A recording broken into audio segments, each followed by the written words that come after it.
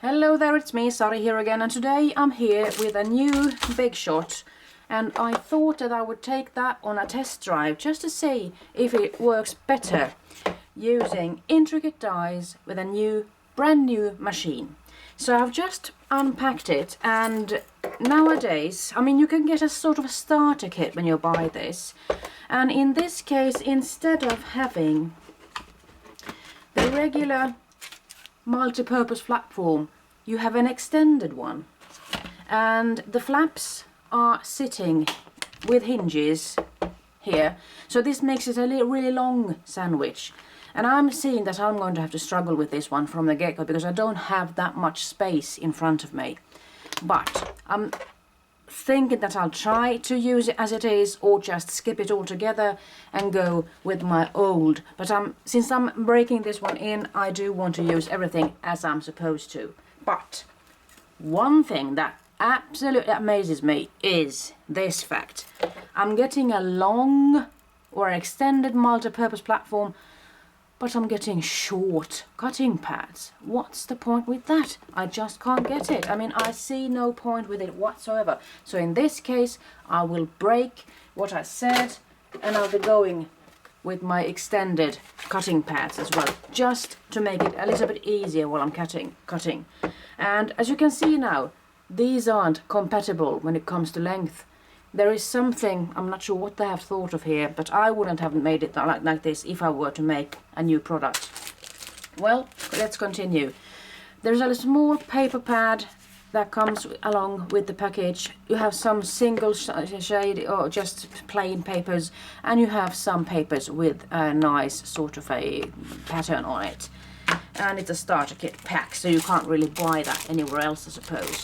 And then you are getting a few thin lids dies, just so you know what you can do with it. Let's see if I can find myself an empty card, I suppose. And I was just really drawn to this beautiful butterfly here, so I thought I'd cut it out. Since this one does have an outer shape, it will just cut the outer shape, and if I want to do some coloring, I could go for, let's say, an distressing ink or something similar, just to, let's see, this is what I was looking for. I store my thin dies on a piece of carton that I have put on a magnetic shim on, and that makes it easy for me to just stack these dies on top. So I know that they will stay in their place, and I will know where I have them and where I haven't got them, and so forth. Here are a set of labels. Here's a heart. I can't fit it in there. Can't fit it there. And then I could also have this one. So in this case, I could actually have this set on this piece of a magnetic sheet. Let's see. I think, or I believe, that the edge is a little bit deeper on these dies than they usually are. Let's see, I have to come there, because I think that there is a sort of a depth to it. So let's see what we can make with that one. The package also comes with an embossing folder, and this is a rather nice one, I must say. This is the pattern. Let's see if I can make it work, showing you how I make it work. And as you can see, could it be that I have actually thought about this factor? There's also a bigz die. This one is called Basic Shapes Form, or Basic Shapes, and you got a heart and a couple of circles, and two hearts and a couple of circles and a butterfly. And I could also just die cut that one just to see if I can make it work somehow, perhaps placing them on top of each other.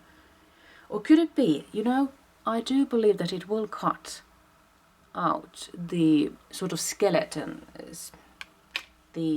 I'm not sure. You will see when I have finished. I'm sorry about being so unprepared and unprofessional. But hey, I'm just a layman here. Let's see. Let's start off with a sort of a thin die. And as the description tells me, if I'm going to use thin dies, thin lids or thin frame lids or triplets or any kind of thin dies that don't have any backing to it or anything, then you should keep the sandwich or the multi-purpose platform closed. you have the pictures to tell you what to do, how to do it, and usually I use the back side down because then the die won't get warped if I'm using it in the other direction, because these rollers will affect the die in the if you continue using it in the wrong way, I suppose. So that's step 2. If you are going to do, let's say, dry embossing with a die cut piece of this one, and you will keep the die there, you will keep the material there, could it be paper or something, and you were to use a couple of rubber mats to enhance the embossing, then you would need to flip over this one, because that will be the same amount of thickness to that. And there's another flap here. So if you are going to do something else, perhaps have a double card, and you're going to do some embossing. Mostly people use just one piece of paper inside an embossing folder. In that case, you could stay on the tab 1. But if you are going to use a card that you have just opened up and put the other part underneath, then you need to flip away both of these. But let's see, I'm going to stay here. And I'm going to go for a long cutting pad. In this case, I know I could have gone with a shorter one, but just for demonstrative purposes, I'm going to go there with this one like this. I'm going to keep it there with the back there. I'm going to put the paper there, and I'm going to go for a long cutting pad as well, just as I told you before. And I'm going to roll it through. And you see, what I'm experiencing here is that it's no problem whatsoever getting it through the machine. And I just got this machine because I wanted to compare this one to the Big Shot Pro when it comes to if it's as difficult to get them in, those big plates and everything. I mean, I might be contacting Sizzix with this video or something just to showcase some things for them. I'm going to lift this one up, and as you can see, it has cut the shape really nicely. I don't have to do anything, any kind of back and forth kind of die cutting. It's enough with just one pass, and that's nice. So here I could use the negative if I wanted to make something, as if I wanted to use perhaps, let's say, something with a pattern piece of paper in the background, and I could build up a card, something like that. Or I could just go for this die, because now you can see that it has cut. So I will be left with the, I'm not sure, is this called skeleton or something? So let's see, I'm just going to take a palette knife here to poke these out. You go for a needle, of course, if you have something on your hands. And I just got away the bits and pieces, but the die itself, or the die cut itself, it's still there. So I'm going to need some sort of a needle anyway. So I'm going to take a poker like this. And there are some holes here. So I could just poke one of those holes and I'll be getting off that die really easily. Just like that. So you can see it's a really beautiful die cut, I must say. Really pleased with that one. So thank you Sizzix for that, I must say. So let's see, I'm going to get away with that. I'm going to put that on my magnetic sheet, like so. And I'll be keeping that one because now I'll be doing some cutting. I'm just going to cut all the shapes here in one pass. And since I'm not going to be able to use this big one here, I mean these two are equally thick, so if I'm going to use something like that, I have to discard that one. And I need to have a couple of cutting pads. So in this case I'm just going to go for some small cutting pads just because they are shorter. And they are perhaps a little bit easier to work with. I just need to find the other one, which I found here. And I'm going to take another piece of paper, just keep the die with the back down, placing the paper on top like that, and I'm going to place the other cutting pad on top. I'm going to put it in there and let it roll through, and it's easy to roll through as this one as well, and I don't think I need to pass it twice. So in this case I'm thinking that I got my heart, and I got all of these pieces die cut really easily. And what you could do with this negative, you could actually use it as a stencil and just pounce some color in there, or just spray some color over it or something, if you don't want to just throw it away all at once. So here you have some different shapes.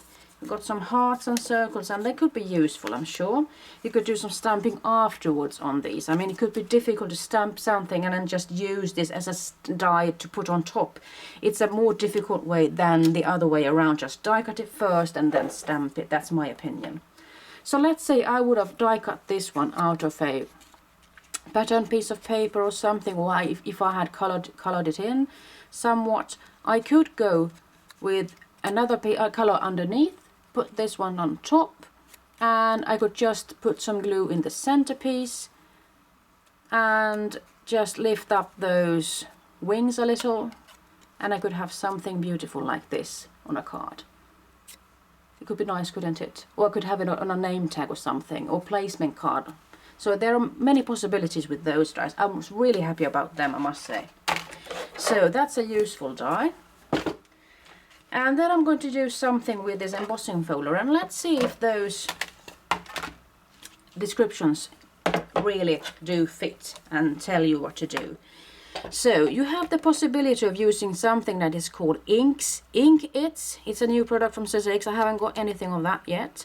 And you could do the dry embossing with embossing mats. You could do something with textures, and that could be, I'm thinking, a sort of an embossing folder or something. But here we have the proper embossing folder instructions, so you could actually go for this method. So I'm going to keep it like it is, and I will be needing, you see, this is the, you know what, I just have to, I can't, I mean, I haven't got the space. I'm going to go mad here, so I'm just going to go for my regular, and I'm going to keep these two, just the base platform and the thin one, because that's what I'm told to do.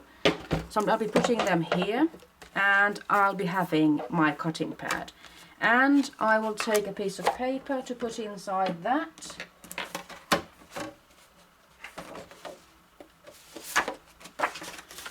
And let's say I were to have a card base that was a double like this, then I would have had to take away even the thinner one. Perhaps I could do that just to show you, because some of these embossing folders actually come with a sort of a slit here.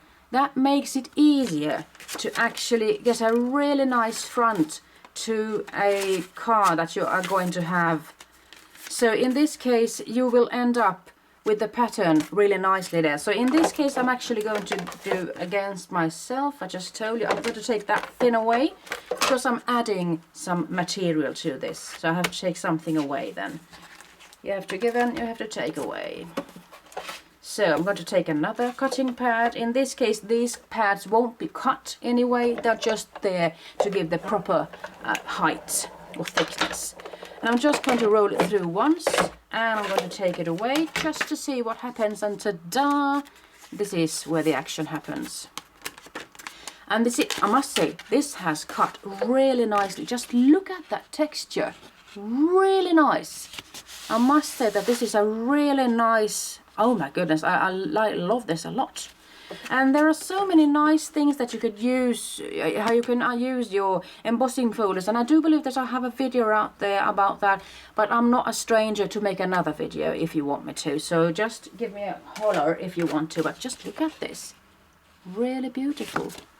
Ta-da! So I'm happy with those starter kit products that they come with. But my intention for today with this video actually was to see if I'm able to make it work in an easier way when it comes to those really intricate dies.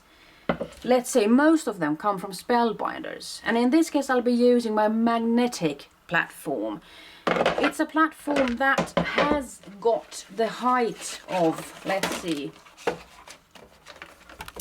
all of these three together. This is a magnetic platform. That means that you can't use anything else than thin-lit dies, really thin dies, together with the magnetic platform.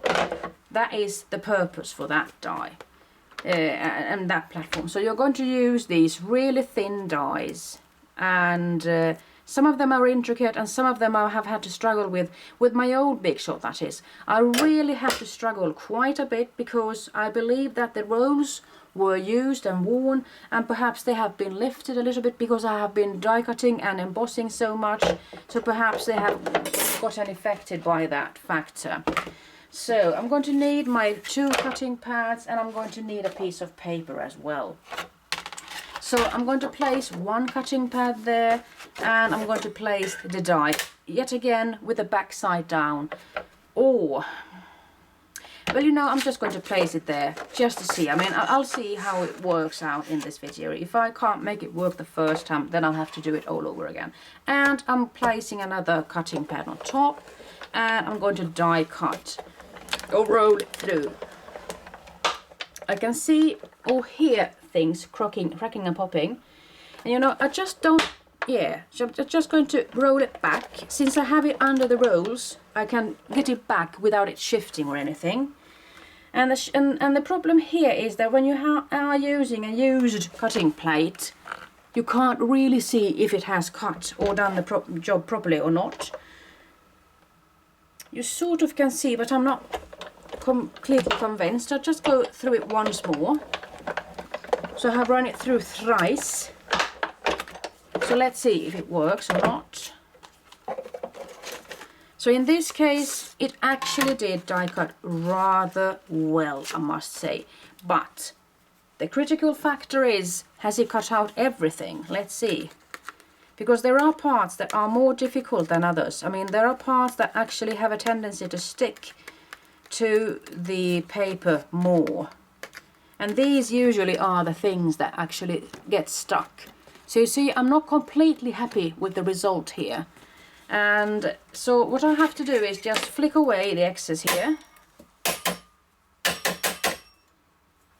And I'll have to do it all once more, but I'll keep the same sandwich mechanism here, but I'll be putting in a metal plate as well. You could call this a shim of sorts. So I'll be putting it there and the cutting pad on top, and it still sticks to the cutting pad. It's a rather amazing magnetic platform, I must say. So really strong magnets there. So I'll be putting this one in, and this will make sure that I'm getting even more pressure to my die. You know, sometimes I'm using washi tape to keep things in place, and the washi tape has stuck here, I see. I'm not sure if it will affect the die cutting, but just to be on the safe side, I'm just taking it away.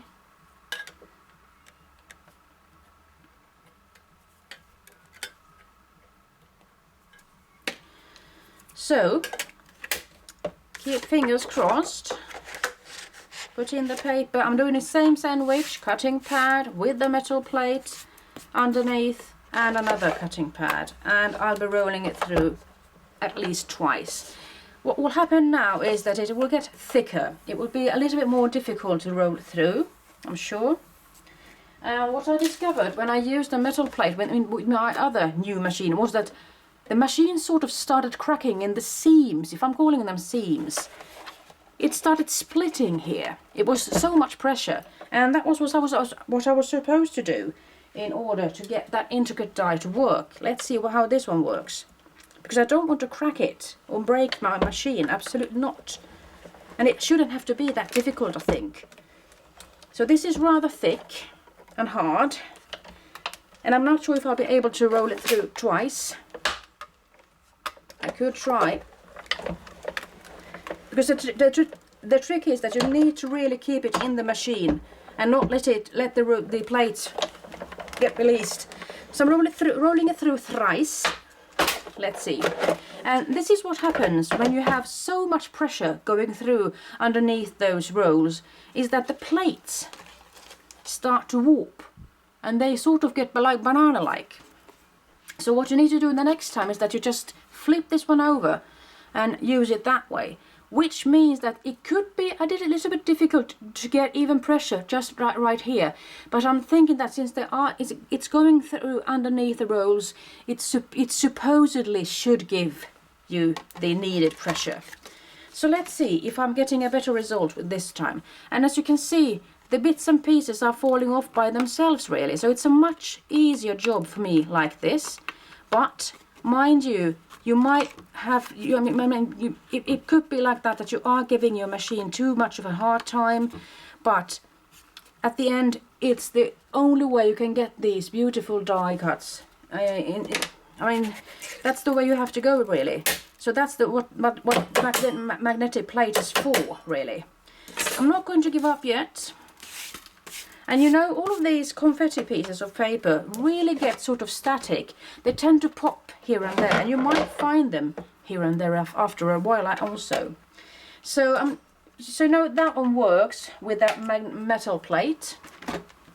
I'm going to go for another one, which I usually have struggled with quite a bit. I'll be putting down the names for the dies in the description box underneath the video, so you can find them there. And I'm going to use another die from Spellbinders. I just fall in love with these beautiful dies from Spellbinders all over and over and over, but then I have to struggle quite a bit. So let's see now how I'm going to make it work. I'm using the same sandwich, the magnetic plate. I'm just going to see if there's a difference with a new machine versus metal plates. So in this case I'm not using a metal plate, am I? Because it's over here now, so I'm not going to use it. Just going to use the regular sandwich just to see what happens. And I believe that I did turn the cutting plate over. I'm going to roll it through a couple of times. And you know, one thing that I just came to think about, if you have these really long multi-purpose platforms and the long cutting pads, and you have the tendency of having a really intricate die, then it's of course a really nice idea to not have anything up here and here, just to have the die here, because then you could roll it through like this and this, not roll it through completely, and then you are making sure that the die and the sandwich itself is still within the machine when you are rolling back and forth. So that could be a nice thing to think about. So in this case it doesn't feel hard at all to die cut, and I can't see through the cutting pads, and well, I'm taking a chance now. It did go through the machine and I shouldn't have done it back and forth perhaps. So now I'm here and I'm going to lift it carefully just to see where I'm at. And this is what I'm talking about. This die doesn't cut properly without the magnetic plate. So what I have to do now is find a way to either get this one underneath or just take a new piece of paper altogether, because I'm not sure I'll be able to complete this without messing all of this up. Let's see. I'm going to give it one more try, putting in there and start rolling. And this one, it's going to be tougher now. It's going to be harder, especially here. The machine is holding together still, and I could go through twice, perhaps even thrice, just because I like to use that word really. Once, twice, thrice. So let's see, now we've done that. So what are we ending up with here? So what I usually do at this stage, because I'm not sure that I'm happy enough with this, when it comes to this stage, I usually turn the die over, because I don't want to fail at this stage, because I have put in so much work. I mean, it's only a piece of paper, for goodness sake, but still, the amount of work and thinking and preparation does count. So I'm going to twist it like this, and I'm going to give it another go, just to see if I can get it better. So this is where I found out that I really liked using my Big Shot Plus machine, because then I could just put the sandwich in the machine like that. I didn't need to twist things over like I did this time. And there could be a problem now, because I have some paper hanging over here. This could give me a hard time when I'm rolling this one through. It seems like it's going to fold there, but I could create a problem with that. So you need to bear that in mind. Have the piece of paper not poking outside your cutting pads and everything. So now run it through twice. Hopefully it'll be enough. It's getting loose from the negative. That's a good sign, of course. And I could start flicking like this, just to see where I'm at. And of course, if I would like to enhance some of the highlights, I could dry emboss this. I could actually show you that too, because I haven't done anything of that sort today. So now I need to think about not using those, either the magnetic plate or all of those tabs, because if I'm going to add on something like this, I need to take away both of the tabs. And I'll be using the short one because I haven't got that much room, otherwise you'd be using the long one. So, one cutting pad, one die with the back down, 2 rubber mats, 1 cutting plate, and this time it is a little bit warped still. I'm going to try it to make it work like this, and I'm going to roll it through once, because the rubber mats, they extend themselves, and that could be something that will make the die itself or the die cut itself pop out or not. In this case it's not that evident, but there is some sign there of that I've actually done an embossing effect, even though it's a debossed effect down here. So if I could just take these things away, I could still go for the orange distressing, because I haven't cleaned up my crafter space after my last video, so you can see how messy I am. I make it look nice on the surface, but underneath I'm a complete mess, you see. And I'm just going to pounce the colour in, because I don't really know where the end colour will end up. Since most of these holes and everything are just for me being able to pop that die cut piece out of the die. So I think that I will all be getting the orange bit on the swirly bits here, and that's going to make a nice difference, I'm sure. I have used this one and I have coloured these swirly bits in blue before, and then I have made a sort of nautical themed card, and that one looks like rather nice, I must say.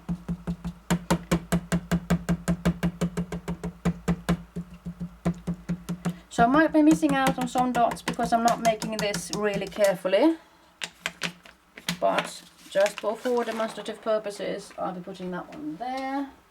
And now I need to get this one away. And it isn't as easy as you can see, so now I have to pay attention to be really careful about what I'm doing, because I don't want to poke a hole through these or just break these, because this is really delicate, isn't it? So I need to get a sort of a pin or a needle or something going in underneath and just lift the die cut piece off the die itself. So let's see if I can make it work without breaking this, because this is sort of delicate, and there is a really sort of risky point there. So let's see if I can just peel it off. So when you get it out, I mean, you are really amazed, because it's a really nice die, I must say. So it might be worth the effort, but I'm hoping, or at least I'm thinking that I wish it would have been an easier job. So what you see is this. So my intention was to find out if it's more beneficial for you to get a new machine when you start realizing that your dies are more and more difficult to die cut. Well, in this case it might be good to have a new machine once in a blue moon, of course, but in the end you could try to make your own machine work as far as you can, because it might just be the die itself that is difficult. And well, hopefully I did. Well, you see, I just came to think about something else. Perhaps I shouldn't poke around with this one anymore. Perhaps I could do something else. I did mention movers and shapers in my last video, the English one, even the Swedish one I used. And I just didn't do a good job with that, I think. So perhaps I could do a better job, just using a little bit more. Because movers and shapers are a lot of fun, I must say. Movers and shapers come in various sizes and shapes, and this is something that's called a cameo frame. It will cut this beautiful frame out. If you want just this frame, to die cut this one, then you will need to use a square piece like this. It's just the ejection foam really, and that will make it easier for you to get that piece popped out. But if you would like to get an oval shape, a hole in, let's say, an oval shape, this time you could put that a die that has the oval shape, or you could just combine this with something else, perhaps a label. because this one has got some magnets and it's going to stick to that metal plate there. So imagine this, what would this look like? And of course then you have to do some measuring, eyeballing and everything. Let's see if I can make it work like that. So I'll be taking this one back, and what should I think about now when I'm cutting a really thick die? Well, then I need to take everything away, don't I? And I'll be ending up with just the cutting pads. So one cutting pad goes down and the die itself with the back down, and then I'm going to take a piece of paper like this, put it on top, and another cutting pad. And I'll be rolling it through once. Once is enough with these fixed dies. bigz dies, I'm sorry. bigz dies.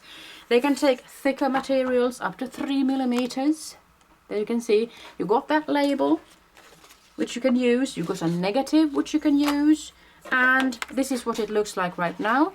But it was so much easier to just get that one out, and you could actually do something with this. Perhaps you could even put some 3D tape underneath this one and just place it there in the center. Have this one in another color perhaps, and that one, perhaps ink this one up and use both of these together, or just have a sort of a patterned piece of paper underneath this one just to give it some pizzazz, and then just work your way around your dies and cards and everything.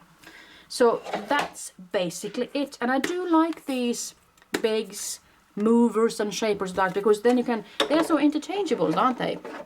So whatever shape fits in here you could go for, but you have to think about it, you are getting a hole in the bigger part. So that's something to think about.